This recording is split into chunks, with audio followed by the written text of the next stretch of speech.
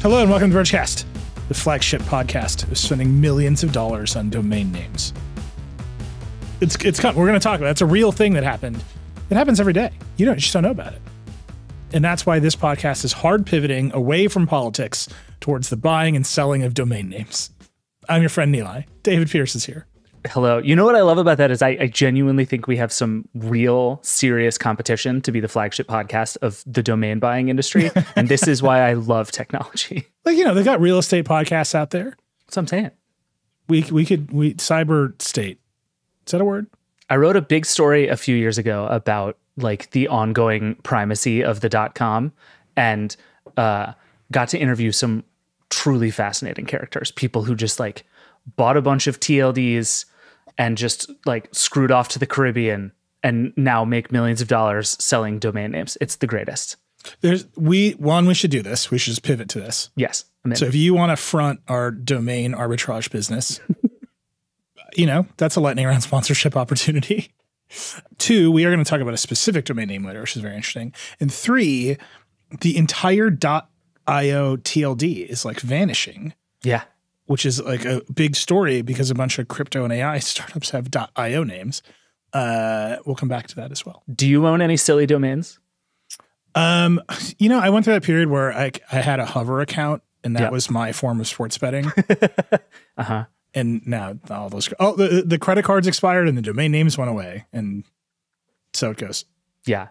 There was a period, I would say, of maybe 3 or 4 years where every couple of months I would get an email from Hover being like, your domain name is about to renew. Do you want to renew it? And it would be straight up for a domain I had completely forgotten that I owned. So that's all I had. I had a phase, I would say. It was like a shopping phase. I bought a bunch of domains and now they are slowly winnowing away. But I still own a bunch of them. I bought a domain for Anna to write her a thing for her birthday one year. It was the coolest thing I ever did. So she just has her own website that is just a love letter I wrote to my wife one time. Oh, that's very sweet. Coolest thing I ever did. And now I pay $10 a year. And I guarantee you she hasn't looked at it in 5 years. Just wasting money now. You got to bring it up every anniversary. Yeah, exactly. Do you know how, as you get older, you realize the deep lore of your friends is just that you were jerks? If you look at it with fresh eyes, you're we were just pretty mean to each other. I had a That's friend. how men interact. That's what we do. Pretty much. Had a friend. They dated a person. This person, not very bright, and thought the word debacle was tobacco. And I owned tobacco.com for a long time. And I couldn't make it a thing because ultimately the core of it was just being mean to someone. Mm-hmm. You can't be I got this great story about tobaccos. And you're no, you're just a jerk. I think we're past the statute of limitations on it, though. It's time to really turn that into something. Everyone is long since married. Yeah. But I'm just saying, I'm putting around that story the self-awareness. Yeah, that was just the heart of your friend's lore sometimes is oh, you were super rude when you were 25 years old. Uh-huh. Yeah, that's how it goes. All right, we got a lot to talk about. There's new Mac Minis. There's PS5 Pros. There's upgrades to the Matter standards. We got a lightning round. We're unsponsored. We should start with the obvious news in America today, which is that I think I know when the Jeep Wagoneer S is coming. That's exactly where I thought you were going. This is good. I'm glad we're on the same page here today. I've gotten wind that it's December. So if you're in the market for Jeep's first EV, it may or may not be December. No, it's obviously the election. It happened on Tuesday. It's a big deal. Donald Trump won again, if you haven't heard. We're not going to dwell on it too much. We didn't dwell on the fact that I wrote an endorsement of Harris last week. We try to keep politics off of this show. I have a whole other show to rant about politics, so we can do that over there. I will say, we have a big audience. I'm sure some people are very happy. I know a lot of our audience is very upset. We're going to cover Trump the same way we covered him the first time, which is he's going to make a bunch of decisions. A lot of them will be tech policy decisions. Mm-hmm. And this time around, we have a bunch of familiarity with how he approaches tech policy. And so do the big companies, right? The big companies, their CEOs are all writing him congratulatory notes. Jeff Bezos is throw me a Blue Origin contract. Tim Cook probably doesn't want 20% tariffs on the iPhone. Right. Elon Musk wants sideloading to happen on the iPhone. This is a thing that he has said, that the App Store review process is censorship. This is a lot of competing tech billionaire stuff in a very transactional way with a character they're familiar with. And it's going to lead us to covering a lot of stories. Just the tariffs alone. Most of our products are not made in the United States. Right. The idea that we can instantly impose tariffs and have that manufacturing move here seems far-fetched. If you will recall the last time this man tried to move technology manufacturing to the United States of America, we spent a lot of time pointing out buildings in Wisconsin were empty. Mm-hmm. Some familiarity. How many weeks do you think it's been at this point? Since Google announced a website for check. One of the first things that happened in Trump 1 was Congress immediately repealed a rule that imposed privacy regulations on ISPs. And then we made a character, if you will recall, out of Ajit Pai. I know who the new character it's going to be. It's going to be Brendan Carr. He wants to be the head of the FCC. It's in all likelihood, he will be. We wrote a profile of him in the 2020 election because he very much was advocating for the FCC to be in charge of Section 230, which kind of makes no sense. It's all going to happen again. Right. So we're going to just cover the world as it stands, and the people and the characters are doing stuff in that world. Sometimes that will, I think, cross over to the show. Yeah. Many times. I care a lot about broadband deployment. I know our audience does too. We talk about the FCC a lot on this show. It's all just going to happen again. And we'll bring it up on the show as it's relevant. But I don't think we're going to make this a show about Donald Trump's tweets. Does that make any sense? Yeah, I think, you mentioned kind of what we've learned versus the last time we did this. And I think one big change is we're just clearer on what's real and what isn't. And I think this is true of any political situation, that like the question of what someone says and what is real are very rarely the same thing. And I would say it's just that the volume with Trump is so much higher.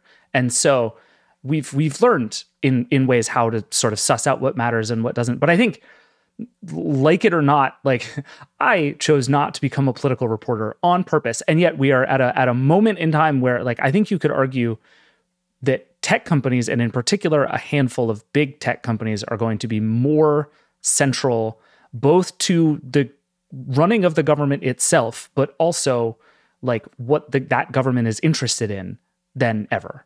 And you look at what Elon Musk has been in the Trump campaign already. Like, these things are intermingled in ways they've never been before. And I think part of what we're going to have to do is both figure out what all of that means and try to cover the ramifications for regular people, right? Because so much of it is yelling and political nonsense. And like, I think this show in particular, we try really hard not to care about that. But like, this stuff is going to matter in every other thing that we cover in new ways. And I think we have to figure that out. I'll just keep giving examples because I think it's a useful way to talk about it. The Google antitrust case where they're paying Apple to be the default, that case started in the first Trump administration. Right. It got finished in the Biden administration. I'm sure Apple wants the new Trump DOJ to drop the antitrust case against them. But I'm equally sure that Andreessen Horowitz, which promotes what it calls the little tech agenda and which spent a bunch of money on Donald Trump, wants that case to be pursued to the finish line because they would love to sideload crypto apps onto the iPhone. There's just a lot there. I have no idea how it's going to shake out. But just to bring it all back around, the fact that there is this week a Palm OS emulator on the iPhone is the result of government action. Yeah. Like, there's just a lot of stuff that is true about the products we use and how they work together that is related to what happens over there. And we just have to keep an eye on it because all of these people are going to start kind of nakedly lobbying the Trump administration, and their interests aren't actually aligned. So there's just a lot of sort of inherent conflict, which will result in stories. And then I think ultimately result in changes to the products we all use that we like to talk about on the show. Yep. There's a whole bunch of other stuff, and we will bring it up when it's necessary. I'm eager to hear from everyone. We have all gone through this together before. Like, if you want me to just start roasting Foxconn every day, like I can deliver. I just don't want to scream into the void for 4 years. So let us know. We got email addresses. We got voicemail lines. If you want to yell at me personally, I'll take it. We are here to serve the audience. But we're gonna try to figure this one out and make sure we are constructive, as opposed to just being noisy, if that makes any sense. Yeah. All right. Hard pivot away from presidential politics. Let's talk about computers. Tiny computers. Speaking of 20% tariffs, the Mac Mini now costs $5,000. But it's made by hand in your bedroom. That joke has layers. I'm just putting it out there. That joke has layers. Yeah. There's somewhere in North Carolina, I think there either is or is not a factory. Mark Robinson has been sentenced to manufacturing the Mac Mini in your bed. All right. All the Macs came out last week. They were announced last week. We have reviews, the M4 Mac Mini, the MacBook Pro 14. We have the base model review. Antonio's reviewing the high-end model. Let's start with the Mac Mini. Chris Welch reviewed it. He's in love. As I was reading his review, I had to stop myself from buying a computer I don't need. Same. I haven't fully stopped myself yet. I still have it in my cart, but I'm not looking at the tab anymore. So I'm considering that a victory. But I would say by the time you're listening to this, there is like an over 90% chance that I have bought this Mac Mini. I mean, it is the thing, right? It is what we hoped it would be. And I think the one thing I've been surprised by actually is how much smaller it actually is. And it seems to like be meaningfully different in terms of like where you can put it and how it fits on your desk and like the little places you can stash it. And for something like this, which is designed to be a computer you mostly never like touch or look at or interact with, that does matter, right? I think I still don't know that is like the most important thing in the universe. I don't think you should upgrade just to get a slightly smaller Mac Mini. But also everything else about it is good. The performance is right. It has a lot of I/O. I've heard a couple of people say they wish the front ports were Thunderbolt instead of just regular USB-C. The back ones are Thunderbolt. But fine. Like, this thing is $600. And I think in a time when Apple products are getting, I would say, more expensive at dubious additional value, this one is like just an unabashed victory. I think Chris's line is this is easily the best value in the entire Mac lineup now. I think that's probably true. And the thing that really cements it for me is the base model, the $600 one, has 16 gigs of RAM, which has kept me from buying a Mac for quite some time, right? I go into the configurator, I look at 8 gigs of RAM in the default, I go add the RAM to get to 16 gigs, and then I'm always like, this is so expensive. This is the most expensive RAM in history. I'm not buying this dumb computer. Right. And I just Which is still true, by the way. Every one of the upgrades on all of these new MacBooks and Macs is like lunacy. It's like, I know what these things cost, and you're trying to charge me $200 for a little more storage. Like, oh yeah, we have it. Chris has it in the review. You can buy 2 base model Mac Minis for $1 less than the upgraded one. Than the upgraded one. That's so stupid. Yes, you can buy 2 base model Mac Minis with 16 gigs of RAM and 256 gig SSDs for the price it costs to upgrade a single Mac Mini to 32 gigs of RAM and 512 gigs of storage. It's actually $1 less.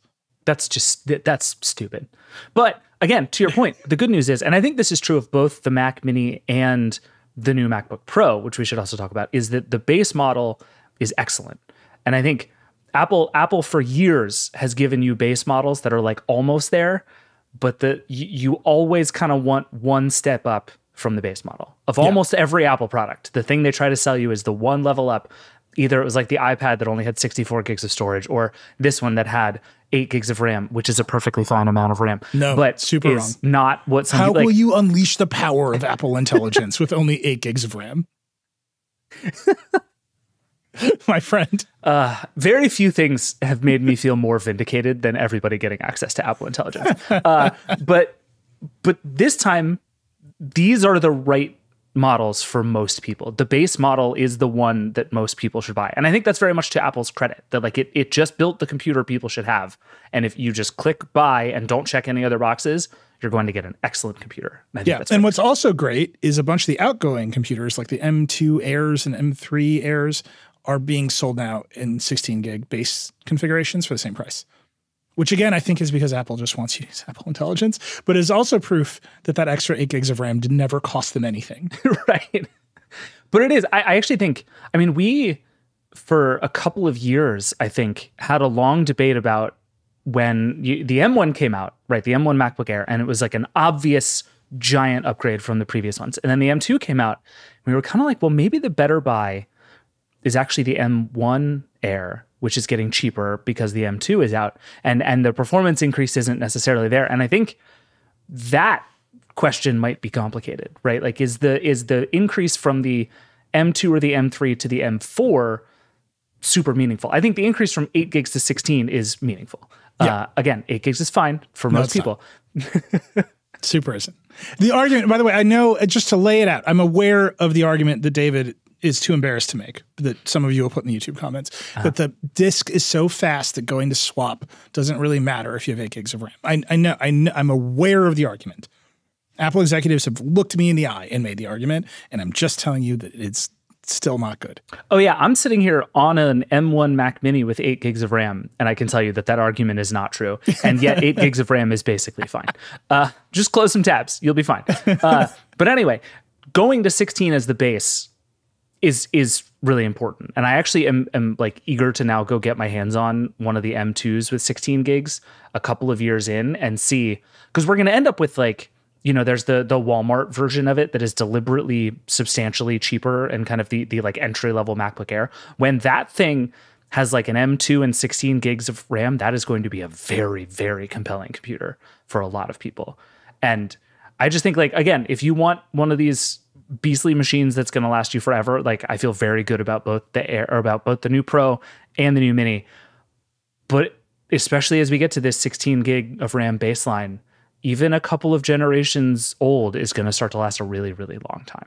Yeah.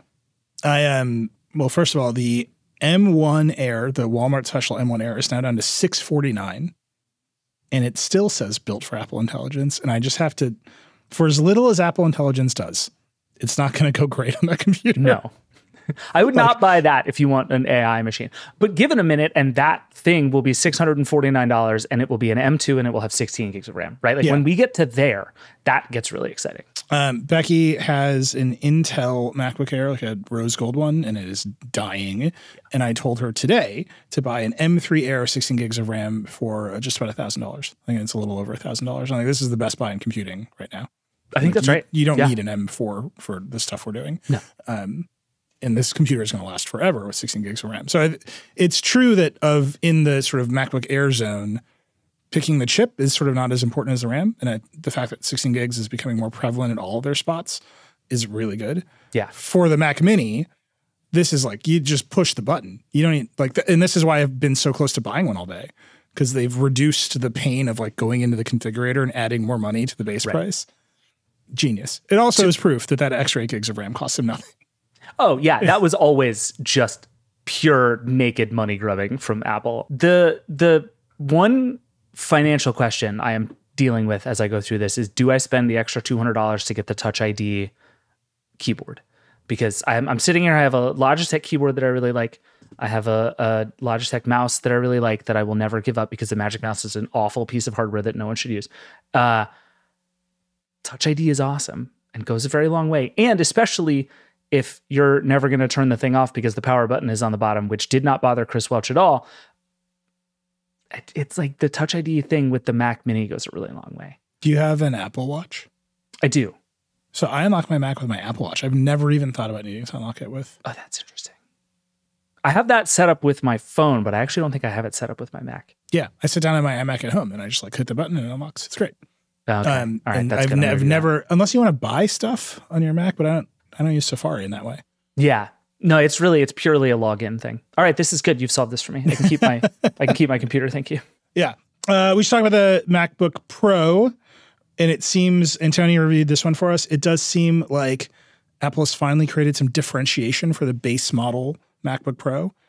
They've added the correct ports. It has more performance than the Air. It's no longer this weird tweener where it was like the base model Pro is just for people who don't want a MacBook Air. Now it's like, oh, this is a meaningfully good computer. And then if you want to go up from there, you can continue to go up from there. Yeah, again, it's back to the thing of like, Apple always wanted you to buy one above the base. And I actually think that was even more true on the Pro than others, which, like, weirdly they were caught in between. The base Pro had a touch bar for like way too long. And finally it seems like they just sort of scrapped the whole thing and were like, the Pro line now makes sense in order all the way up. And again, the base now starts at, I think, $15.99. Yeah. clear upgrade from the Air in terms of price, but also in terms of like what you get performance-wise and all that stuff for battery life right now. You've been a Pro guy forever, right? Like I'm an Air guy. And to me, this does not make me want a Pro anymore. And I suspect for you, this is exactly the Pro that I'm looking for. And I feel like good for Apple for mostly getting that right. Yeah, I think that's correct. I'm a 15-inch, I guess now it's 16-inch laptop person, and always have been. So again, Becky needed a new computer, and I was like, you should just get a new MacBook Air. And it never crossed my mind to say, oh, you should spend a little bit more money on the Pro. Whereas before, that was always kind of like, yeah, it's a little bit more money. It was like, it started at $13.99 or something right before $12.99. I think that's right. You could get them on sale, and it was like slightly better, and the screen was a little better, and the performance was basically the same. Like they really did. I think for 1 minute, the M1 Pro and the M1 Air, the difference was the Pro had a fan, so it didn't throttle as hard. Yeah, that's right. And that was the entire performance difference in these computers. Yeah. And so they were just like smushed together. And now I think Apple has enough M series chips in enough configurations and enough display configurations to meaningfully differentiate the products. And so, eventually there'll be, is there an M4 Air? There's not an M4 Air. No, not yet. Right. So, eventually there'll be an M4 Air, but then they'll put an M5 in the Pro. And like now they just have enough products like at every level of the computer to actually pull them apart and create differentiation. And I think that M4 Pro, if you're, a college student who's interested in editing video or like doing photos, like this thing is a meaningful improvement over the Air without breaking the bank. Yeah. Do you need a nano texture screen? Like, I don't know. But like, but I think it's actually interesting to see Apple, right? I mean, this company is defined by its like mastery of the supply chain. They're using their supply chain mastery to actually create reasonable gaps between their products in a way that I don't think they could quite get to before. I agree. And also it makes the whole lineup easier to explain, right? Like I feel like on the one hand, you now have the Air and the Mini, which exist kind of on the like regular person computer side. And then you have the Studio and the Pro as the sort of obvious upgrades, although the Mini and the Studio are closer to each other than they should be, but the Studio will get an upgrade and like you get what they're going for. And then the Studio and the Pro are like for people who mostly need these for professional reasons, and they have some upgrades that go with it, more ports, more power, like all that stuff. And then the Mac Pro just like exists off on the side. But that there is now a sort of consumer desktop and a consumer laptop and a professional desktop and a professional laptop has not been the case with Apple's Macs in a very long time. And this is like the cleanest this lineup has felt to me in a very long time. Right. And then there's the iMac, the desktop for receptionists. Like, yeah, we basically don't talk about the iMac anymore. It's like the iMac is, if you want an iMac, buy an iMac. It's the iPad mini of Macs. Pilots are walking onto planes with iMacs strapped to their thighs. Exactly. I really am going to take apart my old iMac, make it a display, and then buy a Mac mini for it. I just need to create the time for, like, no one in my family is like, here's what we're going to do. We're going to give you a full afternoon to disassemble a 10-year-old computer and turn it into a display. I will say we got a lot of people after we talked about this, last week, saying they have the same problem. There are a lot of people out there sitting with like functionally useless iMacs that are still big, beautiful displays that you just kind of stare at it and you're like, why can't I use you? And so I think if we can solve this for people, this is yet another side business that we're going to start where we're just going to fix computers. We're going to call the iFixit folks. We're good friends with them, and we're going to figure out a way to do this as a community. And that means David's going to drive a van around the country fixing your iMac and turning it into a display. It's going to be great. Yeah, I'm into it. It's a new sponsorship opportunity. If you thought the lightning round was exclusive, David's iMac repair van. Sponsor the iMac van. It's going to be incredible. Last little bit of gadget news. We should talk about the Kindle Color Soft. Yeah, that's it. I mean, that's kind of the whole story. Yeah. Tough beat for Amazon, which came out with this whole lineup of new Kindles, including the Color Soft, the first color Kindle. And a bunch of people were like, hey, Amazon, why'd you take so long to do color? Kobo and Books and others have been doing color for a while. And Amazon, Panos Panay came on this show and said, basically in as many words, because it took us this long to get it right. We did it. Everybody else did bad color and we did good color. And then a bunch of people started getting color softs, and it turns out they have this weird, like faded yellow band at the bottom. And there are a bunch of reasons I've seen for why this might happen. There's some speculation that it's a UI thing that just doesn't fade properly when you switch out of like the library view into a book. It just doesn't pull that color off the screen.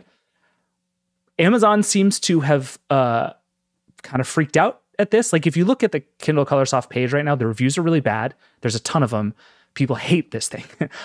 And there have also been a couple of other issues. Like it was supposed to ship with a dark mode, and then Amazon just didn't ship it with the dark mode. There was like a feature that was advertised that just doesn't exist on this thing.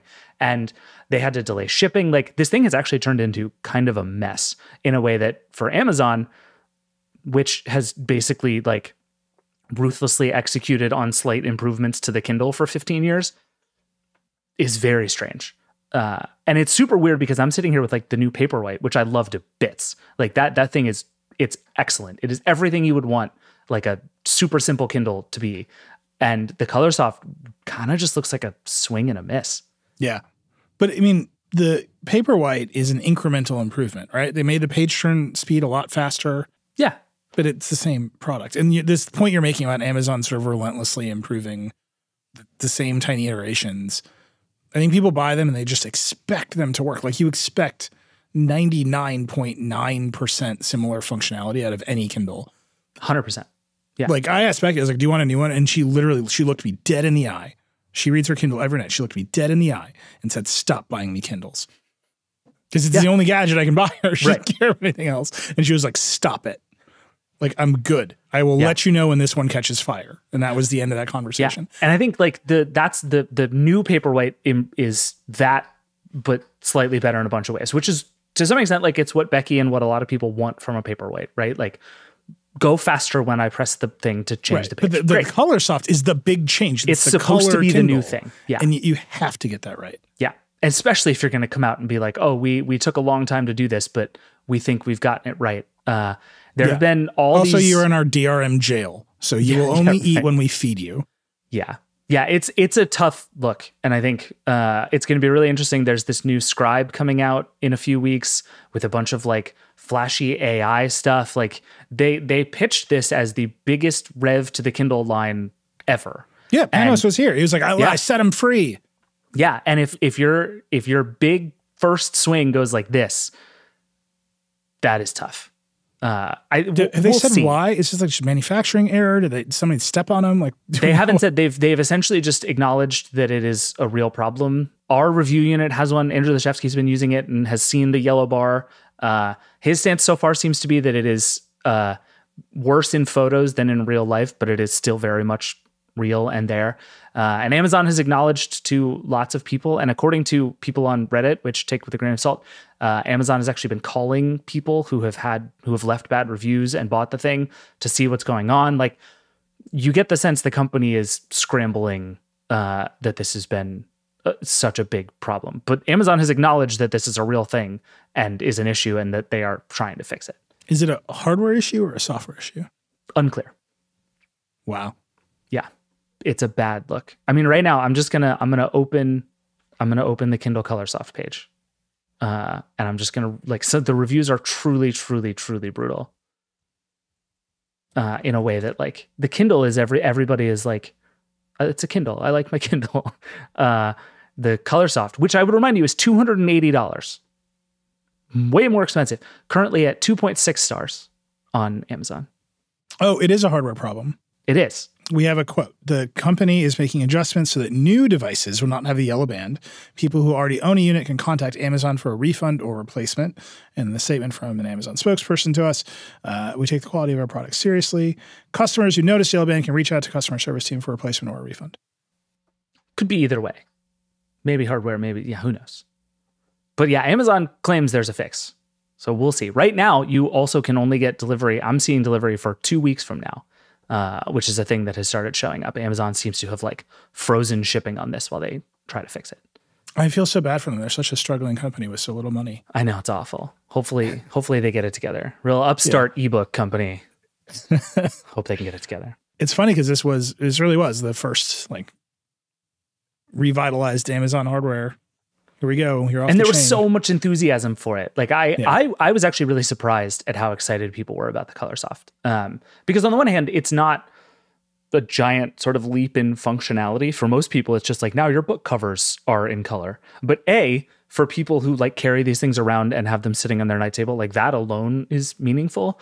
But also, I heard from a lot of like comic book fans and people who love graphic novels and people who are like, this actually changes the kind of thing I can do on this device.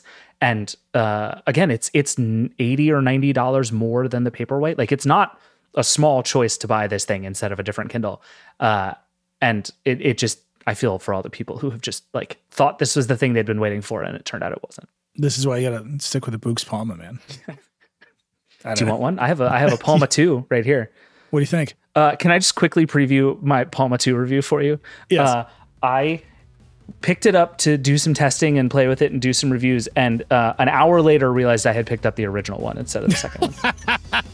That's perfect. Yeah, that's where we are. That's very good. Well, I picked up my Boox Palma 1 and then put it down and then have never picked it up again. So I'm doing great. All right, we got to take a break. We'll be back with Sean Hollister talking about the PS5 Pro. We'll be right back. We're back. Sean Hollister is here. Welcome, Sean. Hi. It's the voice.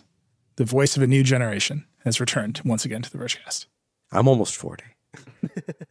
Sean, you're not supposed to admit this. I don't know. This goes on YouTube. You have to say you're 18 years old and you can't read. It's good because look at my complexion. It's just fine. I have a lot of additional YouTube jokes to tell, and I'm just not going to tell them. If you sponsor Lightning Round, I will call you personally and tell you the jokes I was about to tell. They weren't about Sean. They were about YouTube. That's the worst argument you've ever made for sponsoring the Lightning Round. No one is going to sponsor it now. We're going to have more incoming now than we've ever gotten. Yeah, we still will not know how to accept the money. We're going to figure it out one day. But it's not today. All right, Sean, you're here because you reviewed the PS5 Pro, which the embargo of which was the day after Election Day. So while everyone else is like glued to the screens watching counts go up, Sean, I believe you were just moving back from your television 1 inch at a time to see when you could stop telling that the PS5 Pro had an increased resolution in Bloodborne. I want to tell you that you're incorrect, but that was literally exactly what I was doing. I was walking up really close to my TV to see all the glorious pixels and then continually walking backwards until I couldn't see the difference anymore between a 4-year-old PlayStation and a brand new PlayStation. I love this. This is what we do here. First, tell people what the PS5 Pro is and then explain why you were doing exactly that. Okay. The PS5 Pro is Sony's new game console, which is basically a PS5 with more storage, a little more memory, and a substantially faster GPU. The GPU itself, 62% faster by teraflops. You get rendering performance increases of like 45%. So it's not quite enough to take your games from like they weren't 4K before to suddenly they are 4K, except there's also AI upscaling on board because, of course, everything has AI in it now. And so with that, you can theoretically get a best of both worlds experience where if previously your PS5 game was running at 4K, but only 30 frames per second, now you can run it at a smooth 60. Or if your game was previously lower resolution at 60 frames per second, you can now get higher resolution and more detail at the 60 frames per second. And so you put your existing games in this, and if they've been patched to PS5 Pro Enhanced, then all of a sudden they look better or they run smoother. And that's great, right? It's PS5, but better. Yeah. It's also $700. That's a lot of dollars. It does have the little like rib on the side. It does look nice. Yeah. It's got like a little racing stripey thing. I'm into that. But wait, Sean, this is the thing I've been trying to figure out about the PS5 Pro. It feels like there could be 3 different kinds of games for this. One is like game that is not aware of the existence of the PS5 Pro. It's just a game. It's a PS4 game, it's a PS5 game. The other one is like a game that already existed that has been like upgraded in some way to be ready for this. And then there are like theoretically games made with the PS5 Pro in mind. Do all 3 of those things exist in the PS5 Pro world? Like if I put in a game that just does not care about the PS5 Pro at all, is it going to look better? In many cases, it won't look better if it doesn't know that you've got a PS5 Pro in there. But there are so many edge cases here that this is a very difficult review to write. Okay, so we have let's start off with the obvious. Like, are there new games that are only for the PS5 Pro? Will there be exclusive games that only run on this?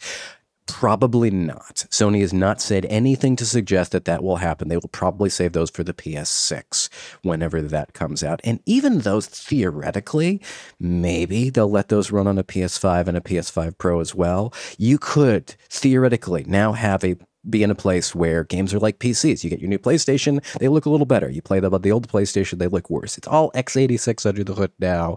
It's possible. It's all AMD chips under the hood now. It's possible. Has Sony actually done that? Not quite. They would, of course, like you to buy games again and again and buy the updates for those games. So to some degree, that's not happening. I mean, there are barely even PS5 only games, right? I mean, I'm looking at the list of PS5 only games, and it is just not that many. There aren't PS5 only games, but there are a lot of PS5 only versions of games. So you put the PS5 disc in, like you were getting a different and better experience than the PS4 version. Absolutely, 100%.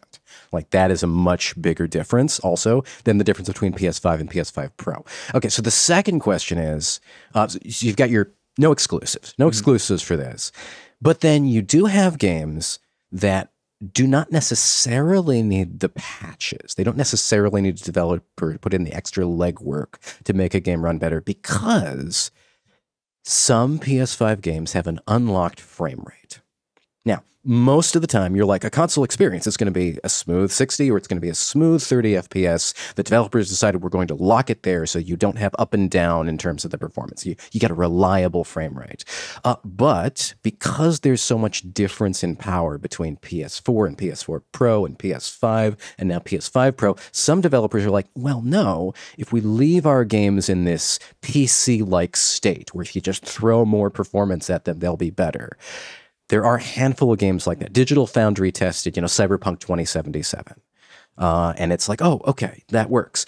But there's this other wrinkle in here, which is that if you have a TV with a variable refresh rate on it, especially one that can go all the way up to 120 hertz, you put a game on this with that unlocked frame rate, and now your game that was only running 30 frames per second could run 40 or 47 or something like that. If you play this exact same game on a TV with a locked number of hertz, a locked refresh rate, you're only getting the 30 or the 60. If you can't hit the 60, you're at 30, So we're in that place where if you have the best TV and you have an unlocked frame rate game, then you don't need a PS5 Pro enhanced patch to get some excellent enhancements out of it. Most of the time, though, you're going to want these patches. Is the market for what you just described 11 people? I don't know. I'm not a guy with a variable refresh TV, but that's your fault. That's a personal failing of David. I don't disagree. Listen, nobody should buy this unless they have a 65-inch variable refresh rate, HDR, probably OLED TV that they sit at least no more than 8 feet away from. They are sitting close to this screen. Preferably like 5 feet, maybe 3. 3 would be good.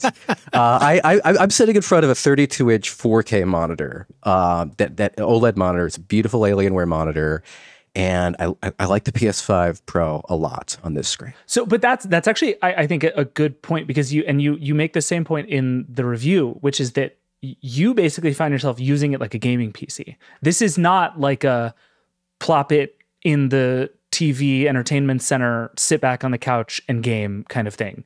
This is like sit 3 inches from the screen until your eyes bleed kind of quality. This is the same argument we had about the Steam Deck. I mean, people love the idea of a gaming PC, but they don't want all of that hassle. Right. And the Steam Deck is like, here is so much less hassle. Take it with you. It just works for the most part, even though it's running Linux under the hood. These Windows games just work. Just start them up. We guarantee that these ones will work. And Valve doesn't always guarantee them properly. PS5 Pro, plug that into your desktop monitor, pick up your DualSense controller. It's an amazing controller. And these games just work. And they look beautiful. Right. This is why I bring this up, because I think if you look at it that way, you're no longer competing against a much cheaper, almost as good PS5. You're competing against a way more expensive, way more fiddly, way more complicated gaming PC. Wait, so Sean, you mentioned this in the review. You said this is like the power of a mid-range gaming PC, right? It's somewhere in there. Mm-hmm. Is that so much more complicated and expensive?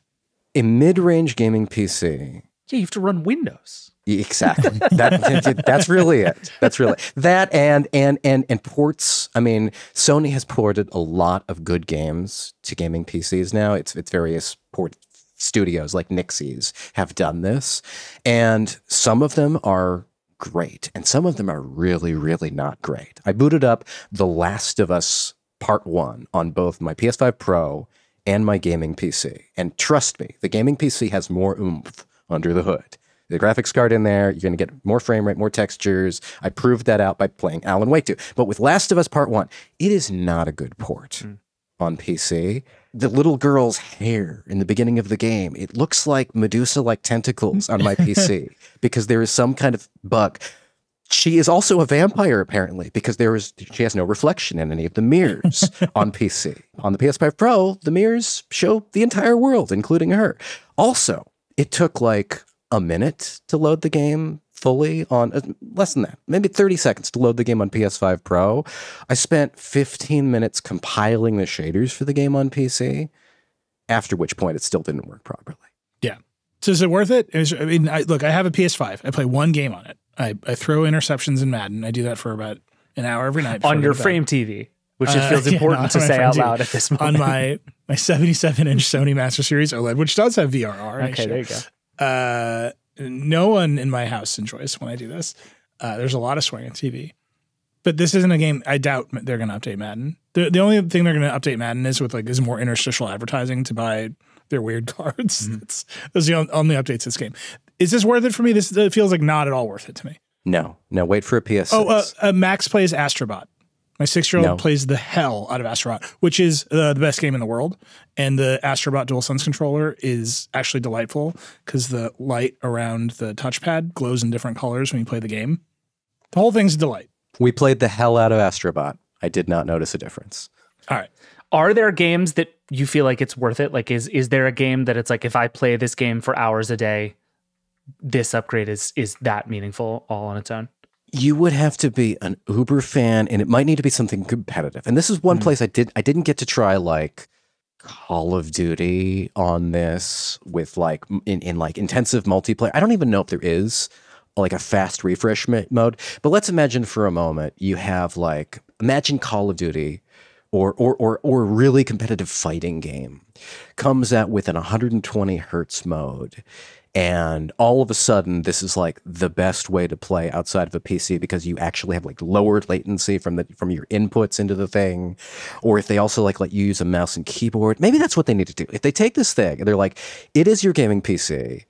Every game you throw it will be better because we are issuing a mandate that every developer has to have unlocked frame rate and resolution and graphics setting options on all of their games. And we're going to let you plug a mouse and keyboard into it. And it basically is a PC, except it's a really cool and quiet and compact. This is like Microsoft's dream of the PC for years. You were describing the world's wildest Surface RT.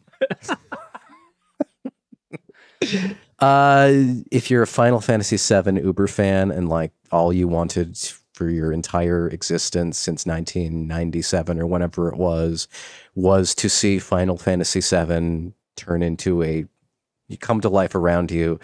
This still isn't that because it's not VR, but it looks better than PS5 for that.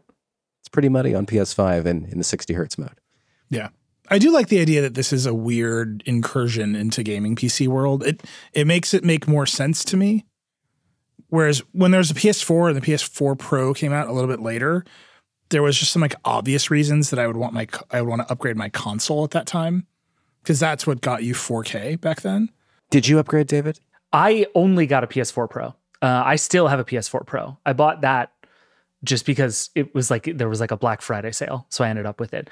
But again, I played that on a 1080p computer monitor for a very long time. Do you have eyes? I say these things primarily just to piss off Nilay. It's great. So I asked because this means all of us are PS4 Pro owners. All of us bought into this last gen. when the pitch was like, now you get HDR and now you get like 4K, which is like, but it was like fake 4K, contrived, right? Yeah, checkerboard rendering. But the thing about that, you have to be a certain number of feet away from your PS5 to like not see the difference. You have to be within 8 feet to see to really see the difference with PS5 Pro. That worked in the favor of the PS4 Pro, because at the distance you were away from the screen, you could tell that it was 4K, but you could not tell that it was contrived checkerboard rendering. At least I couldn't. Maybe you could, Neil. I could not. Okay. This is not my, as everyone knows, evaluating video games is not the thing that I do because I play 2 of them. And I'm horrible at one of them. So like it's don't take my word for it. But yeah, I agree with you broadly that the PS4 Pro made sense to me because it got me the 2 features I wanted to use on my TV. Right. I want all the lights on my TV to be lit up, as everyone knows. And so it got me the 4K and it got me the HDR, and that was great. This one is like, I don't know, whatever. It's more pixels. Like I always play in higher resolution mode versus higher performance mode because that's the trade-off I'm willing to make, and I'm not willing to make this trade-off. The idea that the PS5 Pro is actually meant to go up against a mid-range gaming PC and be simpler and faster and have a better library of more optimized games kind of recontextualize the whole product. I agree. And makes it way more, like $700 seems a lot less wildly expensive. Is that how Sony is talking about it? No, absolutely not. Well, maybe they should start. All right, so that's PS5 Pro. Anything we missed, Sean? Anything that like stood out to you apart from that? How's the weird detachable disk drive thing? The detachable, okay, so it does not come with the disk drive, which is like, how do you call it the Pro when it doesn't have this feature? How do you release this console to an audience of nitpickers who are going to care about those graphics and that frame rate, but you think they magically don't care about physical media? Like, yeah. People care about physical media if they're nitpickers. And so I did have to special order the disk drive and put it on this thing. It was so easy. Yeah, they're hard to find, right? The disk drives are not easy to get your hands on. Yeah, I looked at GameStop, I looked at Best Buy, I looked at Sony's site, I looked at a bunch of places. Eventually I found one at Walmart. Not a close Walmart, but I did order it. It got to me next day. So good for you, Walmart. And I guess I'll scalp it now. No, I'm not going to scalp it. You probably could. I really could. They are hotly in demand. Sony did not make enough of these things, but yeah, it clips on really easily. Once it's on there, it looks like an original PS5, and it's smaller. You know, it's fairly quiet and not that warm. Like I'm using it. It's under the desk right now. I'm using it as a foot warmer while we do this. It's currently ray tracing Alan Wake 2, and it's enough to warm up my feet a little bit, but they're not super toasty. And I would say it's this is how we're measuring heat and thermals on every product from now on. Like, did it make my feet super toasty under the desk? It's very good. It's quieter than the original Steam Deck was. The original Steam Deck had a really noisy fan. This is quieter than that. Have they added Dolby Vision to the PS5 yet? If you want to play Blu-rays on it? I don't think they have. All this extra processing power, and I just want Dolby Vision support. And then I would buy a new PS5 Pro with this disk drive, and I would use it as Blu-ray player. I bought the Samsung OLED TV this time, so I don't have Dolby Vision either way. Oh my God, Sean. Sorry. Can everyone just check in with me? Just send me a note, and I will help you out. I'm doing my best out here. Neil, I have a 42-inch P-Series TCL I'm looking at. Can you give me a once-over? I walked into a new neighbor's house the other day, and he showed me the TV above the mantle, and he goes, it's like a different kind of frame TV. And I was like, I have to get out of this house. Because he hadn't bought it. Because there's a bunch of competitors of frame TV now. And I was like, I got to go. I got to get out of here. Just immediately call the HOA. I don't know you well enough to react to what you just said to me the way that I want to. And I don't have control over my emotions. So I have to just leave. That's good. Other gaming news, it seems like everyone keeps expecting Nintendo to actually announce what should be called the Super Nintendo Switch, hint, but instead they've announced an alarm clock, and then I believe it was on election night, announced that the forthcoming Switch successor would be backwards compatible. Well, no, you forgot one. I forgot one. There was also the music app, which was there was like 24 hours of excitement of people being like, oh my God, I keep hearing there's a Nintendo thing happening. This is going to be it. This is it. This is it. I am in Slack with Andrew Webster being like, we have to have a plan. This is the biggest thing. And then they announced a music app. Some guy was like, I had this leak that it was going to be the Switch the next morning. And Andrew Webster, he was like, my heart can't take it. Our games editor, he was so ready to write about the Switch too.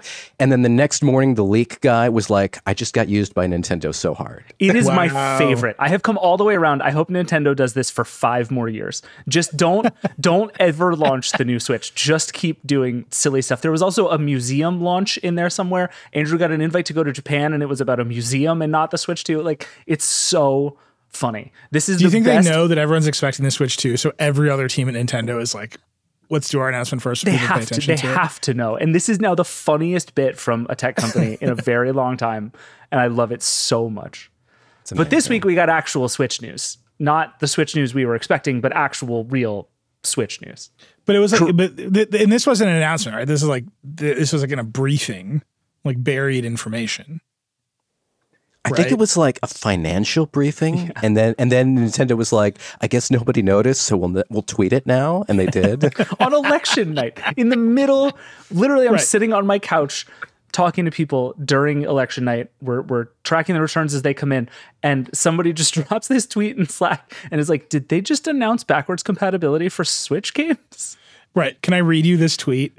As Vergecast listeners know, I like explaining how the journalism sausage is made. And this one is particularly good because at 8:26 p.m. on November 5th, the Nintendo account just tweeted, "This is Furukawa," which is the president of Nintendo, Shuntaro Furukawa. But it just says, "This is Furukawa." Badass. No other names. I'm going to start all my tweets like that from now on. Does it not say, "I am the president of Nintendo"? It just says, "This is Furukawa." It's very good. You know who it is. Yeah, what time is it?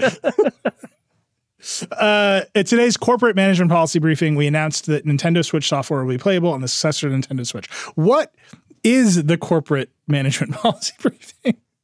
They had an offsite. That's what I'm taking away from this. They had an offsite and they distributed some pamphlets and they're like, shit, this is going to leak. Furukawa, get on the horn. It's either that or like an internal company newsletter that like only goes to the accounting department. And they were like, I hit all staff instead of accounting. Like, I guess we'll just share this with everybody now. It's very good. From now on, I'm signing every tweet from the Verge accounts as "This is Patel." It's very good. It is good. But wait, Sean, if I understand the news correctly, basically what they announced is that whatever is coming after the Switch will be able to play Switch games, which is a big and somewhat unusual deal for Nintendo. Do I basically have that right? Let's talk about the impact of this for a moment. So this could be one of two things. Let's go optimistic first. The Nintendo Switch, the original 2017 Nintendo Switch, launched with like 12 games, all of which were basically like Zelda and everything else. We had a headline on The Verge: the Nintendo Switch launch games lineup is disappointing and needlessly confusing.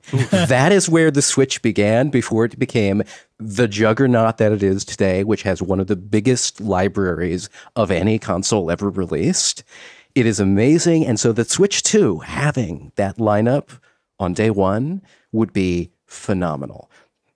The thing is, we don't know if this means it will have a cartridge slot or not.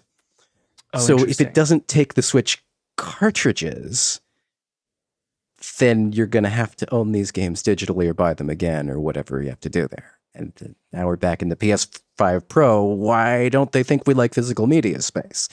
I don't know which it is. They didn't say. I mean, I buy the games digitally because I'm lazy, right? Like, Astrobot is available. I'm just going to download it. I've started doing that. Like, see, got Luigi's Mansion. I got Echoes of Wisdom digitally, but I have so many cartridges. The Bluey game is on the Switch at our house because no one was letting me drive to the store. I was like, here and now, we're doing this, right? So I think more regular consumers have these like hybrid libraries, and I think it's important for them to say, like, you can just keep using this library because once it's digital, it's just there, right? I mean, there's a million, and don't get me wrong, there's a million other problems with this, including preservation and emulation, which we will talk about in a second. But I think from just a pure convenience or your library will be here with your new Switch. I think it's starting to become an expectation, just like apps on an iPhone are an expectation. Like I bought all this stuff. I'm going to get the new device. It's just going to be here. I want that so much, and I want it to be portable and preservable, and it's nice. You know, it's nice when you fire up your PS5 Pro and you're like, all these PS5 games are there and all your PS4 games that you bought in your digital library. But it's what's extra nice is when you can take all those discs that are on your shelf and also stick them in there. Why not both? Hopefully both. I mean, it's Nintendo. They're going to do some weird stuff. That's, you know, it's true no matter what here. The Switch. Historically speaking, Nintendo has kind of gone on both sides of this, right? Like if I remember right, the Wii U played most, or at least some Wii games, but then like you're talking about complete break to the Switch. Like, yeah, just, and like, you know, you go all the way back and like the N64 was very much its own thing. It's not like those giant ass cartridges went on to the next thing. So I guess it would be hard to put odds against what it seems like Nintendo might actually do here. Yeah, like the portables. It's been pretty good in the portable space. Like if you bought a Nintendo DS Lite, you could play DS games on that. You could also play Game Boy Advance games on that, which was basically an entirely different system. You couldn't put original Game Boy cartridges in there or Game Boy Color cartridges. But you go back a generation before that, the Game Boy Advance. You could put Game Boy Advance games, Game Boy Color games, original Game Boy games into that. They would all work. You go up to the DSi, all of a sudden you've got just DSi and DS. You don't get Game Boy anymore. So they kind of like, they try to do like 1 to 2 generations usually of backwards compat. And then occasionally, like you said, with this N64, we're done. But even like the GameCube, you could stick a Game Boy player onto the bottom of that and stick your cartridges in. So maybe there'll be some offbeat solution. That's the most Nintendo possible outcome here, where they're like, here's the thing, but we'll also sell you this weird ARM attachment that lets you play all of your other games. It's made of cardboard. Did you ever have the Nintendo robot for the NES? This just made me think about the original Nintendo robot. No. They made a robot and it pushed the buttons on the... It was... Really? You should go look it up. It was... Yeah, it was ridiculous. And I wanted one so bad, and I finally got one, and it was so disappointing. like so deeply disappointing. Shocked. We are talking about emulation. We're talking about this stuff. Sean, we should end by talking about your story. You wrote about Nintendo going after YouTubers who are streaming games, talking about game preservation. There's a lot of action in this front lately, and that's all right next to, I don't know, companies like Ambernick, which are just selling hardware emulators free and clear on Amazon with apparently no repercussions. Talk about this story, and then let's talk about that bigger picture. What is going on with Nintendo on YouTube right now? Yeah, so Nintendo, and I've written one story, but there's more in the works, I think. Nintendo seems to have decided it wants to make an example out of one particular YouTuber, and it may be targeting others as well, though we think there may be a copyright troll on the loose, and that's what a future story is going to get into. But this one guy is named Russ Crandall. He runs a YouTube channel called Retro Game Core. And the weird thing about Nintendo targeting him is that he is known for advocating against piracy. He shows off all kinds of like genuine Switch cartridges in his videos to show you that he's not just like ripping games off the internet, although maybe he does some of that on the side. But he wants you to know that you can do this somewhat legally, or so he says, by making your own backups of your games, putting them onto flashcards if you want to, and then taking around your entire library of Switch games with you that you have on genuine cartridges. This is possible now through a particular device that Nintendo really does not want the world to know about. And so in a new example of the Streisand effect, they decided to target this guy. He is not somebody you would necessarily want to target if you're Nintendo, though, because he's a very interesting and likable person, I would say, who has an audience that understands him as an educator who like teaches them how to use things rather than boasting about how he pirates stuff. He also happens to be a New York Times bestselling cookbook author, a 22 veteran of the U.S. Navy, and all kinds of other things that you can read about in my whole story. Yeah, it's a good story, but it does seem like if you're Nintendo and you want to go like full scorched earth on this kind of thing on the internet, like you can use copyright to pick that fight. But that doesn't seem like what Nintendo is doing here. It has instead picked a small series of very specific fights with a couple of emulators, and now with this one YouTuber. It's not like the stories we've heard over the years about, companies that just go and issue mass copyright strikes for everyone using footage of any of their stuff, which is a thing that has happened a few times on YouTube over the years. That's not what Nintendo is doing here. And it's hard for me to figure out what it is doing. I want to say that the common theme here is Nintendo is just ridiculously less tolerant of people cutting into its current gen console profits. You want to talk about old games. You want to talk about, you want to show off emulators with Game Boy games or SNES games or N64 games. You want to build emulators for those things. Nintendo's generally going to leave you alone. But once we started seeing not only Nintendo Switch emulators and Nintendo Switch games all over YouTube playing on Nintendo Switch emulators, but the very latest games, the Zelda that's going to come out this week or just has come out this week, here it is running in, at a high resolution on a PC. Look how much better it looks than it looks on the actual Switch hardware. Maybe you should be playing it here on a PC instead. Or maybe you should take your whole library of Switch games and play them on a Steam Deck, which is not only looks better than it does on the Switch, but is portable, like a Nintendo Switch. Is the Steam Deck better than a Nintendo Switch? Wouldn't want people to walk away with that idea in their heads. This is where Nintendo started stepping in. And so we saw a while back, before it fought against Yuzu and Ryujinx, the two big Switch emulators, before it did that, there was a while, I want to say maybe about a year ago, where a bunch of folks showing off Switch games on Steam Deck started getting little notices from Nintendo that maybe they might not want to do that.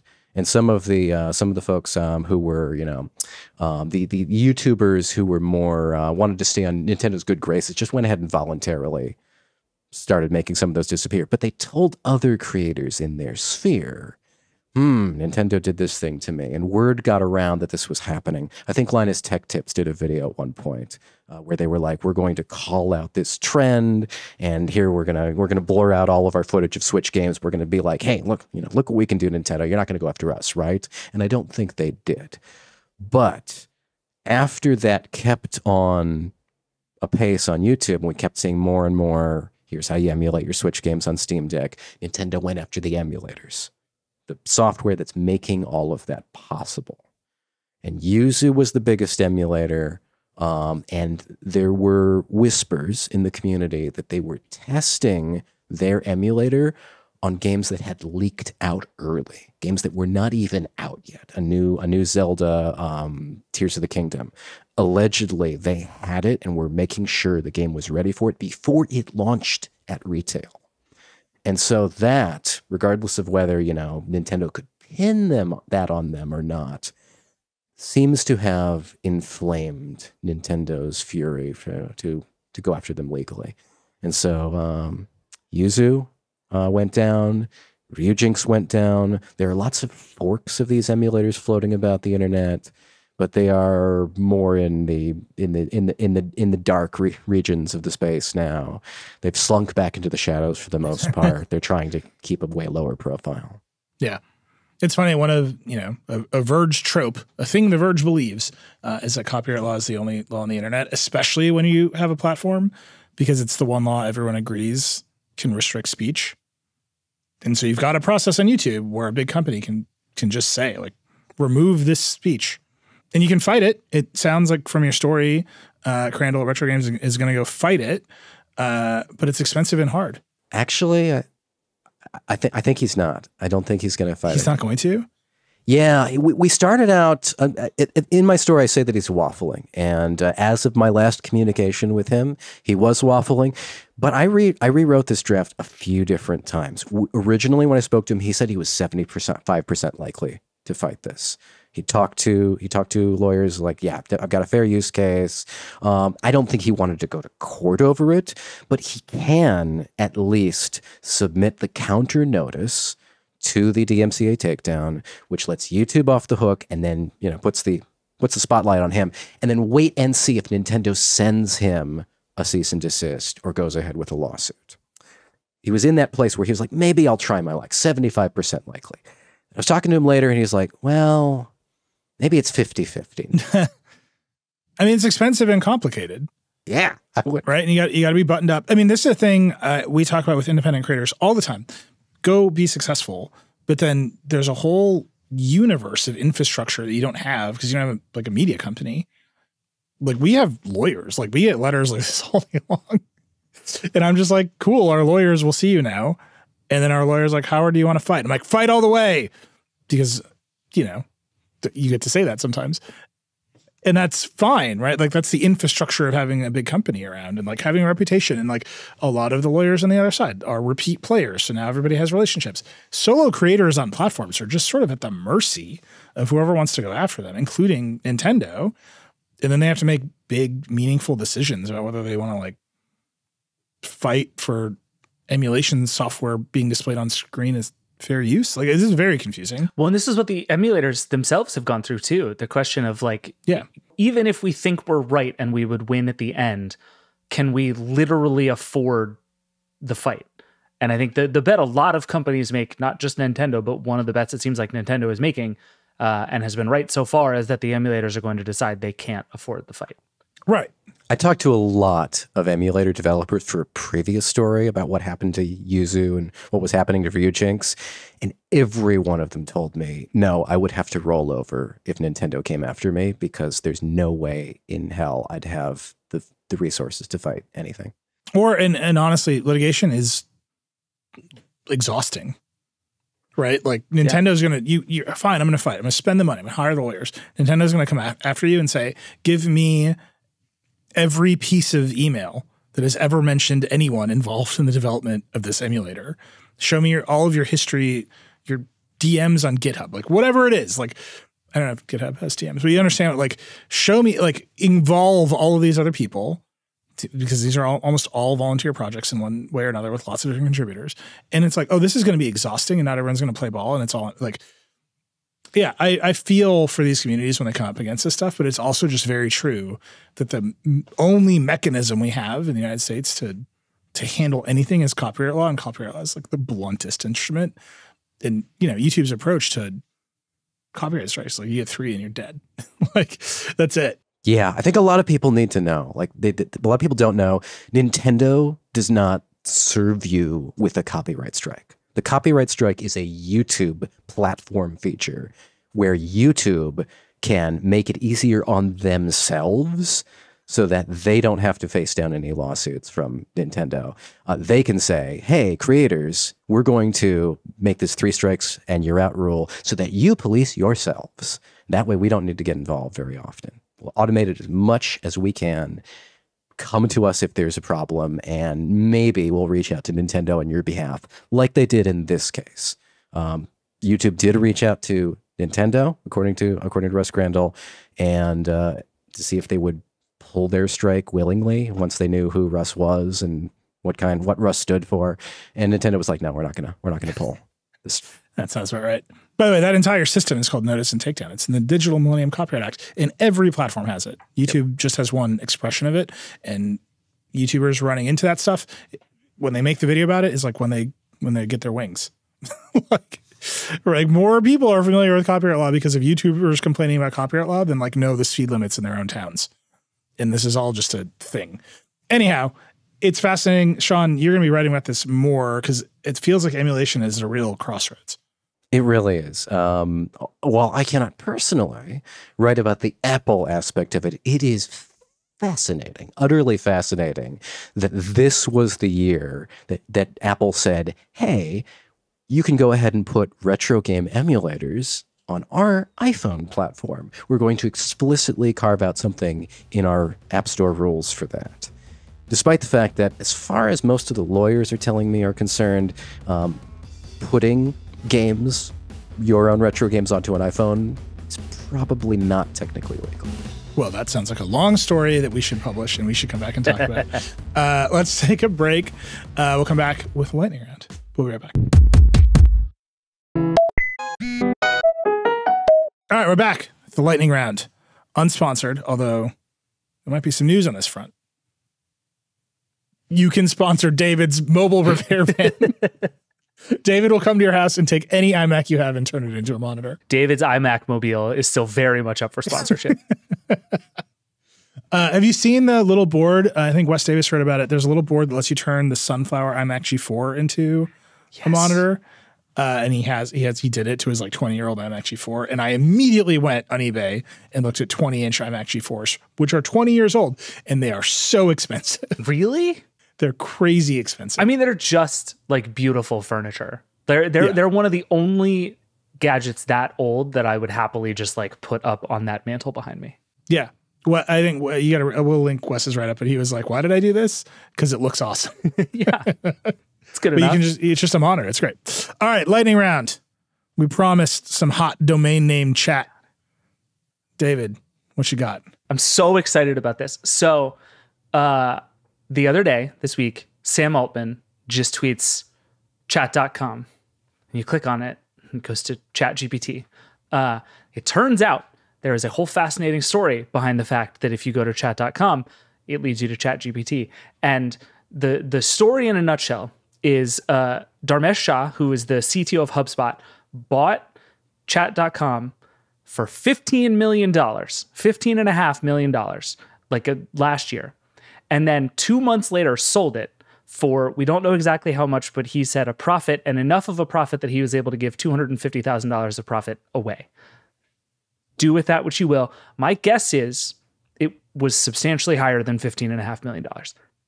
I cannot prove that, but based on what I know about domains and the fact that chat.com would be very highly in demand to a large number of people, I suspect that was very expensive and that he made a tidy sum of money in 2 months on his $15.5 million domain name purchase. Anyway, it is now the domain name that leads you to ChatGPT. Just to clear up a thing that has gotten very confusing on the internet, ChatGPT, not rebranded, still called ChatGPT, still a thing a lot of people know. I still hate the fact that GPT is like a term that has entered the public lexicon that we all just say now. Hate that. But it is still called ChatGPT. But chat.com now goes there. And I think that is going to be the kind of product domain for that thing going forward, which is fascinating in a bunch of different directions. It says something about how important websites still are in the world. It says something about how important .com domains still are in the world. It says something about why OpenAI raised $6.5 billion, because domain names are expensive. Like, it's just, there's just a lot going on in this one purchase. But this all happened about a year ago, and it just rolled out this week. And I think is now going to be one of the bigger domain names for a pretty long time. It does seem like Dharmesh also got shares of OpenAI, which is fascinating because this is not a public company, but it's about to become a for-profit public company. There's a lot here. You should read it. He put up a tweet being like, it's everything. Here's the whole thing. And then there's a long prompt for ChatGPT that helps you. He's like, it's a prompt that GPT-01 does a really good job of reasoning through. And that ends with, how much do you think he sold the chat.com domain for? What % of that was in shares of OpenAI? Provide an approximate range and show reasoning. But he doesn't show the answer. So it can just hallucinate whatever you want. It's very good. So, I mean, that's wild all the way around. It's not like ChatGPT, the most successful consumer product in a long time, was struggling for brand recognition. It is also now baked into iPhones, or will soon be baked into iPhones.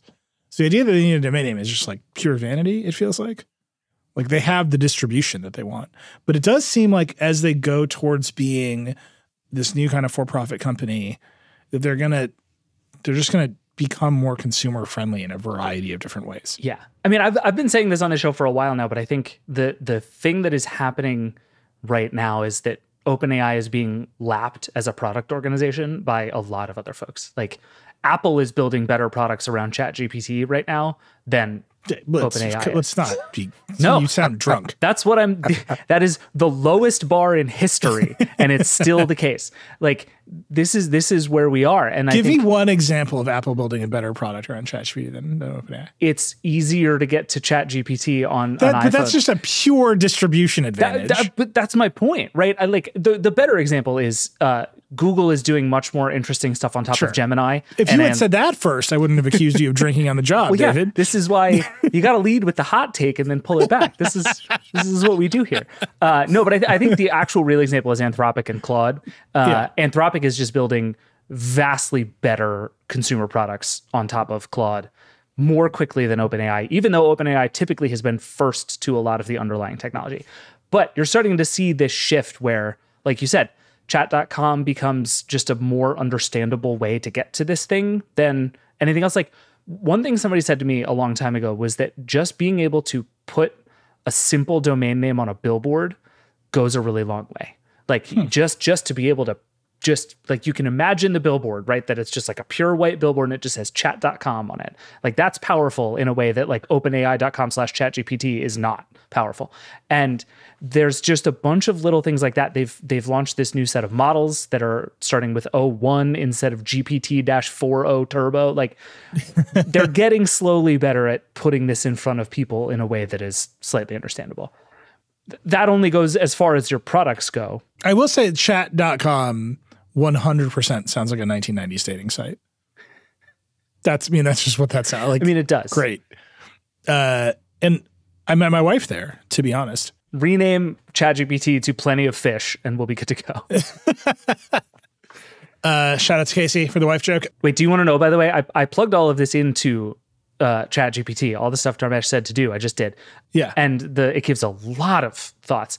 And then the conclusion it draws is Dharmesh likely sold chat.com for around $20 to $30 million, with 25 to 50% of that amount in OpenAI shares.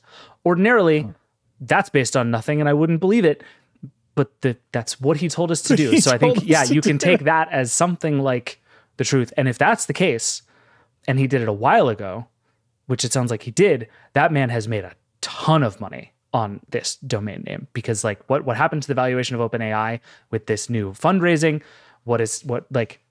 this was a damn good domain name purchase, if indeed it is what ChatGPT says it is. It's so much better than tobacco.com, which I simply let expire. You're missing out.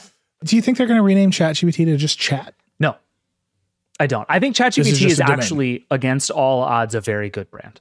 People know what it is. I think it actually explains itself better than like Claude. And so there is it is sort of Kleenex-y in the AI world right now, where like people know it better than any other AI product. And like, if you can make Google work for 25 years, you can probably make ChatGPT work for 25 years. And yeah, I think they will. Is that a problem for them? I thought the famous thing about Kleenex was that Kleenex did not like that Kleenex was you were the saying generic Kleenex. word. I thought you were saying clean.exe, and I was like, I don't know what David's talking about. Kleenex, that's what you've been saying. Oh boy. We all need to go outside. Has it been a weird few days? Is my brain mush? Yeah, I had to unearth stories from 2016 to 2020 and be like, oh, I used to know a lot about this. Yes. Clean.exe. Yeah. It's a classic. It was a defrag program that everyone loved. Yeah. No, but Sean, to your point, I think there is something to that. I think that's like real sort of champagne problems stuff when you become so big that other people start associating knockoff products with your product. Like, everybody wants to have that problem, even though that problem is kind of annoying. And I think, and even though that, just to be clear, that problem is also fake. Kleenex owns its trademark. They have not lost the rights to the word Kleenex. But the idea that you go see any tissue in the store by any brand and you're like, oh, it's Kleenex, is like, you can see how that's a problem for Kleenex, but I don't think Kleenex is upset about it. I think they're doing fine. There's they made like a musical about it. Or one of these companies with one of these names like this made an entire musical about how you're not supposed to say it, you're supposed to say something else, which is why they all say facial tissue. This is a horrible tangent. And now it's time to talk about the Matter Smart Home Standard, which is my lightning round item. Matter 1.4 is out. We're 2 years into this. I will tell you that I needed a smart plug for our Halloween decorations, and I bought just the regular Meross HomeKit ones and the Meross Matter ones. And the Matter ones were so finicky that I just sent them back. And I was like, well, this still isn't ready. And that's kind of where I'm at with Matter. But Matter 1.4 is out. Jen Toohey wrote about it. She's been tracking every ounce of changes to the standard. As always with Matter updates, there's more devices. So there's heat pumps and solar panels. They did robot vacuums. All this stuff is all happening. They still don't have security cameras. The reason I want to talk about it is, one, the vocabulary is amazing. And I need to explain the vocabulary to explain the thing that is good about Matter 1.4. So in the Matter standard, every smart home ecosystem is called a fabric. You follow me on this? Mm-hmm. So Apple HomeKit is a fabric. Amazon Alexa is a fabric. I don't know why they picked fabric. I'm guessing it's because the radio standard is called Thread. Yeah. But they don't all run on Thread. It's very confusing. They're all called fabrics. And the big thing in Matter 1.4 is multi-admin across fabrics, which is yet more vocabulary. But all it really means is that when you set up all of your devices in Apple Home and then connect to Alexa, they all just go over there. So you don't have to set them up in two places at once, which is a thing you would have thought they would have figured out from the beginning of Matter. Yeah, I just assumed that was how it already worked. None of this worked at the beginning of Matter. Like the border routers between Wi-Fi and Thread weren't incompatible. The auth wasn't incompatible. Like none of this stuff worked. So they've had the standard on the market, which is, Apple kind of like really pushed this. They've worked with Amazon, they've worked with Google to get the standard out. It's built on HomeKit in a lot of ways. And the idea is all of these smart home devices should be compatible with everyone's ecosystems. And for about 2 years, what that has meant is there's more devices, but they're really only compatible with the one you choose to make them compatible with, right? If you have Google Home stuff and Alexa stuff in your house and HomeKit, you kind of like pair your smart plug to one. So you have more choice because the Matter accessory makers can just make one thing, but you don't actually get more compatibility. What you just described is directly against the whole point of Matter. Right. So they have finally done the thing. They did Matter now. They did the thing. They're calling it enhanced multi-admin. It lets the Thread border routers. Thread is the low power wireless signal that all this stuff's supposed to run on. So the border routers that bridge from Thread to Wi-Fi are now compatible. So you can have an Eero and a HomePod Mini and all this other stuff, and they will bridge to Thread and make one big Thread network instead of multiple Thread networks, which is what they've been doing up until now. They are doing a better job of managing Wi-Fi routers that have Thread routers in them. All this stuff needed to exist. But the main thing is bridging multi-admin across fabrics, which is just platforms. And that means you can set it all up in HomeKit, and then you can buy an Amazon Alexa and be like, I already have a Matter. I already have all the stuff, and it will just figure it out. Now, is any of that going to work? Will it import your rooms and your device names and all the stuff that you need to like really make that work? Unclear. Jen is a very good reporter. She asked the Matter people this, and they did not say. I really, really like Jen's pull quote in this story. I'm hearing it in her British accent right now. Matter will make everyone play together nicely this time. Promise. Yeah, Bluetooth is going to work great next year. That's where Matter is. It's in the zone. And I forgot to mention, by the way, the reason I've been pointing out it's called Fabric this entire time is this is called Fabric Sync. Which is nothing. This thing should be called like Needle or Sewing Machine. Like there's so many things we could do here. But if you're going to commit to this stupid bit, you have to commit to it correctly. And the quote from the... call it like color match. Like, I have ideas. Polyester. And the quote from the Connectivity Standards Alliance spokesperson here is, if a new device shows up on Fabric A, it can automatically be added to Fabric B. However, it is unclear whether the correct name and location of the new device will automatically go to the other platforms. So you have to enter this manually. That will be up to the platforms to implement. So another year. Matter 1.5, everybody. Bluetooth is going to be great next year. But this is the thing. We're so close. It's all coming into focus now, right? You buy a smart home device, you just add it to one system. Suddenly you can just talk to your Google Home and access that device. This is the thing everybody wants. So close. We are in that funny moment now where it's like, if we could just pretend that every smart home gadget that had ever been made didn't exist and start from scratch, we could build the good things so quickly. But because we did the good things so late, everybody is having to back their way into making this make any sense in a way that is just going to make it worse for everybody for a long time. Like every story about Matter getting better makes me want to buy smart home products less. Because I'm like, this all sounds great, and I have absolutely no belief that any of it is coming to anything that I own ever. Look, David, you just keep looking at your garbage TV, and I'll let you know when it's time. All right. By the way, I want to say thank you to the dozens, if not 2 dozens of people who wrote to me and Joanna about smart garage door openers, and the people in particular who mentioned the RatGo product, which stands for Rage Against the Garage Door Opener. Amazing. Incredible hobbyist project name. It is a hack that gets past the Chamberlain Security Plus protocol, which it is true that Joanna stood on a ladder and installed one of the Miros things, and she has a Chamberlain thing, which DRMs the button. The button on a Chamberlain, this is the power of a monopoly. The button is DRM'd with the security protocol. So it's awful. It's all ridiculous, but there's a hack called the RatGo, Rage Against the Garage Door Opener, and now she's ordering one of those, I believe. Love that.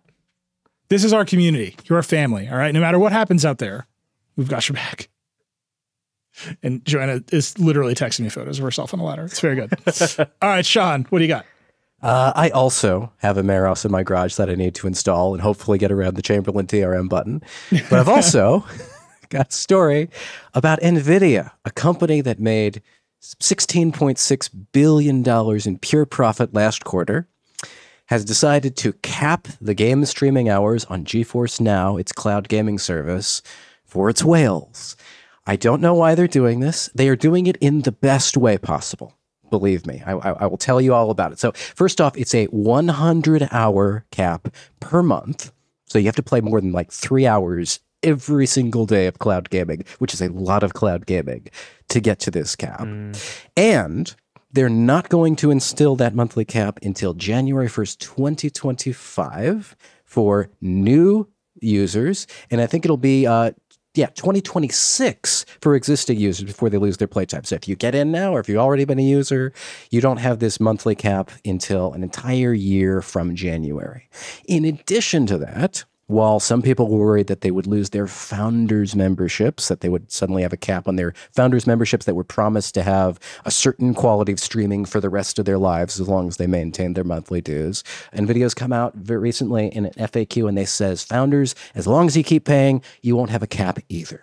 So founders are taken care of, existing customers are taken care of for a year, new customers can get taken care of for a year if they start early. They've gotten out ahead of this. They're telling everybody it's clear. Their messaging is clear. They're doing a good job compared to most of the companies that we needle for this. But I don't understand why they're doing it at all, because the only people they're going to hit with this are the whales, who I would assume are their most vocal and passionate supporters of this service. Once you got a whale, man, you just keep going after him. Yeah. Just keep raising prices. That's the way it goes. What, you've never owned a casino? But they're not charging more. Like, why don't they say, hey, well, you can pay more for the unlimited, but they don't have that as an option. They're just like, no, we're capping it for everybody. So I actually, in a funny way, I think doing what you just described ends up being a worse PR move to basically say, oh, you want the unlimited thing, now you have to pay more for it. You're going to piss people off more that way than doing what NVIDIA did. I have 2 thoughts on this. One, maybe NVIDIA should make better chips that do all this stuff more efficiently. This sounds like an NVIDIA problem, not an anybody else problem. You got a bunch of money, maybe you should make better chips, NVIDIA. That's just thought. Thing number 2, and this was everywhere in the comments on this story, and it was my reaction too, is just like, oh God, another really great reason to not bet on cloud gaming. Is like everywhere you turn, it feels like something about this deal is not living up to its potential. And it goes back to the same stuff we're talking about with even just downloading digital games. Like there is this sense that all of this could be ripped away from me at any time. And none of these companies are doing anything to make that not feel like the case. And even this, I agree with you that this is a relatively small thing and it will not hit that many people, but it's just another one of those things that's like, maybe don't bet too much on this being a good thing for you forever. I wrote a piece 3 years ago that the only way cloud gaming is going to succeed is if it removes all of this friction. And it theoretically could. Like once upon a time, you could just press a button on a web browser and you'd be playing a game instantly in your web browser, no problem. On a Still a thing you can do. Assassin's Creed. Yeah, but I just laid out a list of bullet points there. These are all the things that go through people's minds before they sign up for cloud gaming. what if my connection isn't good enough? What if my home networking gear isn't good enough? What if I live too far away from the servers? Will it actually have the games I want to play? Will there be enough of them to justify the fee? Will developers bother to port new games over? Will they run as well as if I just bought a console or PC? Will I need a special controller or dongle? Will I go over my data cap? Will I be able to play with my friends who are on different platforms? Will I lose access to my games if they lose a distribution deal or shut down the servers? Will I have to wait in line to play the games? Can I get my save games? What about the outages? Are they hiding how well these games will run? What if the company decides it no longer wants to be a game company, which has happened to several of these platforms now? There's just so much uncertainty going in, and just one more piece here from NVIDIA. Yeah. You've sold me. I'm buying a $700 PS5 Pro. I'm sitting 2 feet away from it. Yeah, every time we talk about this stuff, I'm like, I'm all in on Blu-rays again. I'm all in on game cartridges, and I'm buying a console. Like it's the only way. Turn off all the internet and just let me play games offline. It's gonna be fine. Yeah, homesteading, but for video games. Yeah. I'm gonna grow them myself outside. It's too bad though, because it works so well, and those people that NVIDIA are capping know it. Yeah. Is GeForce Now a success? I mean, you mentioned how much money they're making, but they're making money selling H100s to Meta. Is GeForce Now a success for them? We don't know. I'm guessing it's got to be a cost for them, because they have massive hardware investment and infrastructure investment to stand this thing up. Theoretically, they could say, oh yeah, we've got a data center that can do this AI thing, or it could also do that GeForce Now thing. Maybe they're starting to build it that way. But last time I looked, there were special cloud gaming specific data centers for this thing, laid out in a particular way with particular chips. So it also kind of makes you wonder, if they're capping it at 100 hours a month, what are the whales playing? Like the top 1% of GeForce Now users, like how many hours a month must they be playing for NVIDIA to decide that it has to have this hard cap? It's got to be a lot. Like if you have a bunch of people who are at like 102 hours, you're not introducing this cap. They're like, they found somebody who is just like, has the thing on 19 hours a day, 31 days a month, and they're like, we have to make this stop. I wonder if people are just like leaving it on to, I don't know. Maybe they've figured out some workaround to mine Bitcoin through this. I'm not sure. That sounds right. I mean, that's the sort of thing I would use GeForce Now to do. Yeah. If I knew how to do any of that. And I think we're all worried about NVIDIA's ongoing survival as a company. So I hope this works out for them. Yeah. Data caps are back, baby. You wait. They're coming. This FCC, they're gonna do it. All right, we gotta wrap up. We're way over. Sean, thank you so much for coming on. There's just a lot on the site this week that isn't politics. Go read it. We had a good week on Verge.com. And we're back next week with even more. That's it. That's the show. Rock and roll. And that's it for the Vergecast this week. Hey, we'd love to hear from you. Give us a call at 866-VERGE11. The Vergecast is a production of The Verge and Vox Media Podcast Network. Our show is produced by Liam James, Will Poor, and Eric Gomez. And that's it. We'll see you next week.